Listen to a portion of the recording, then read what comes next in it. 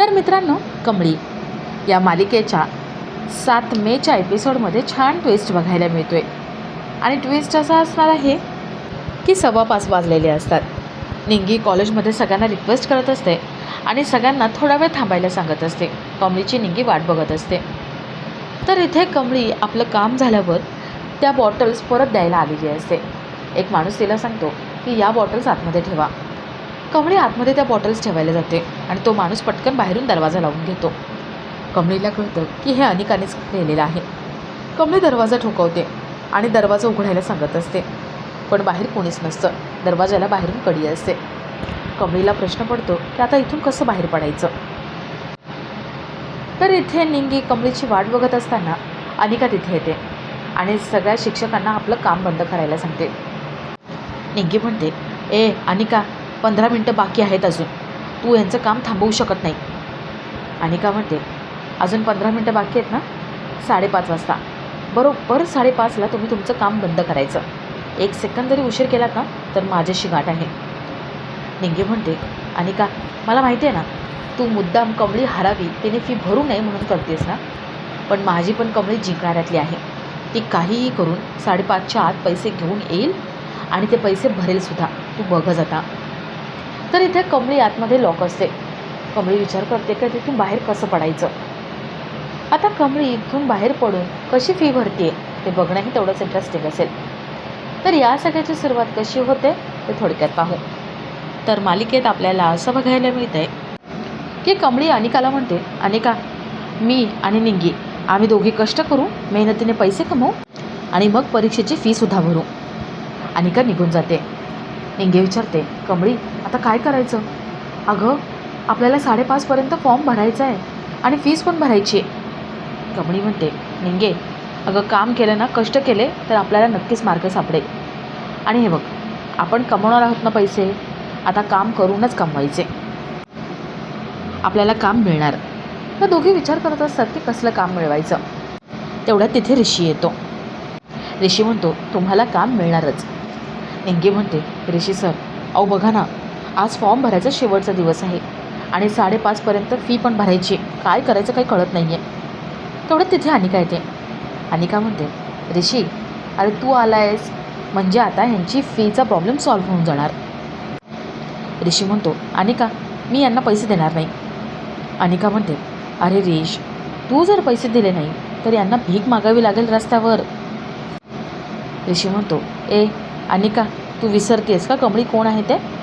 कमळी मेहनत करेल आणि स्वतः पैसे कमवून परीक्षेची फीसुद्धा भरेल आणि तेही वेळेच्या आधी.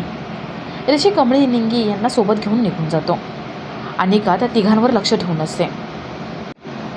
ऋषी कमळी निंगी यांना बंड्याकडे घेऊन येतो आणि बंड्या कमळी निंगी यांना एक काम सांगतो. एका संस्थेचं काम करायचं असतं. पाण्याच्या बाटल्या बाहेर रस्त्यावरती द्यायच्या असतात. साध्या लोकांना त्या पाण्याच्या बाटल्यांचा वाटप करायचा असतो. कमळी कुठल्याही प्रकारचे आडेवेडे न घेता त्या कामासाठी होकार देते. कमळी निंगी त्या माणसासोबत पाण्याच्या बाटल्या वाटपासाठी जातात. थोड्या वेळाने कमळी निंगी रस्त्यावर येतात आणि मोठमोठ्याने आवाज देऊन लोकांना बोलवून पाण्याच्या बाटल्या आणि टोप्या देतात. कमळी निंगी यांचं काम जोरात चालू असतं. अनिका त्यांच्यावर वॉच ठेवून असते. अनिका म्हणते, नाही, असं व्हायला नको, यांचं काम आता बंद पाडलंच पाहिजे. अनिका रागिणीची मदत घ्यायला तिथून निघून जाते.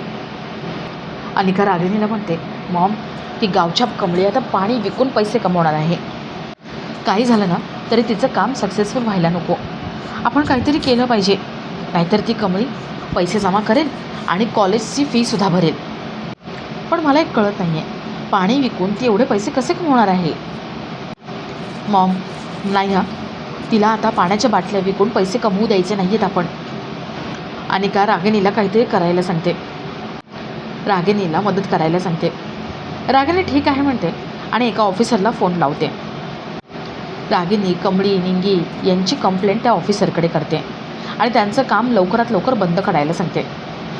तर इथे कमळी निंगी आपलं काम करत असतात आणि ऋषी बंड्या त्यांना सपोर्ट करायला त्यांच्यासोबत येतात. तेवढ्यात तिथे ते ऑफिसर येतात आणि कमळी निंगी यांना त्यांचं काम बंद करायला सांगतात. कमळी ऋषी त्या ऑफिसरला सांगायचा प्रयत्न करतात की एका संस्थेचं हे काम आहे आणि काही वस्तू विकत नाही आहे, तर टोप्या आणि पाण्याच्या बाटल्या फ्रीमध्ये लोकांना वाटते. पण ते ऑफिसर काही केले ऐकून घ्यायला तयार नसतात. ते कमळीला तिची सायकल तिथून हलवायला सांगतात. कुठल्याही प्रकारचं भांडण होऊ नये, सीन क्रिएट होऊ नये म्हणून कमळी आपली सायकल घेऊन पुढे निघून जाते. अनिका त्यांच्यावर वॉच ठेवून असते. अनिकाची पूर्ण खात्री असते की आता कमळीला काही मदत मिळणार नाही आणि कमळी तिचं काम पूर्ण करूच शकणार नाही आणि ती फी भरूच शकणार नाही.